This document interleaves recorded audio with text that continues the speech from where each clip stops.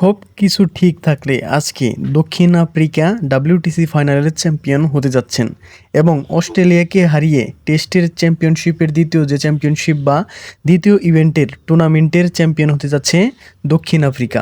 এবং তার সাথে আরও কিছু রেকর্ড ভাঙতে চলেছে, সেটা হচ্ছে মিচেল স্টার্ক এবং হ্যাজালউডের যে একটা রেকর্ড ছিল, তারা কখনো ফাইনালে হারেনি, সেই ফাইনালে তারা হারতে যাচ্ছেন।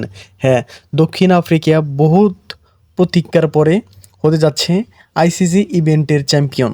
এবং এটা আসলে ক্রিকেট ফ্যান যারা আছে সবার জন্যই আসলে বিষয়টা মানে ভালো লাগার বা খুশির খবর। এইবার এই বছরটা আপনি দেখেন, যারা অনেক অনেক বা ফুটবলে দেখেন বা অন্য কোথাওই দেখেন, যারা কিন্তু অনেক অপেক্ষা করেছিল বা অনেক প্রতীক্ষার পরে ফল পাচ্ছিল না বা ফাইনালে গিয়ে বারবার হেরেছিল, তারা কিন্তু এবার চ্যাম্পিয়ন হচ্ছে। যেমন ধরতে পারেন আপনি আরসিবি।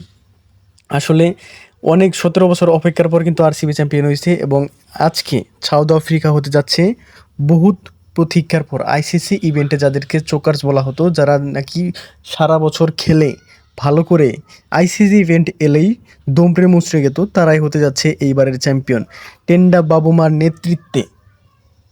হ্যাঁ গাইস, টেন্ডা বাবুমার নেতৃত্বে, যে কিনা সমালোচিত অধিনায়ক ছিলেন দক্ষিণ আফ্রিকার, সেই টেন্ডা বাবুমা জিতাতে চলেছেন ডাব্লিউটিসি ফাইনাল দক্ষিণ আফ্রিকায়।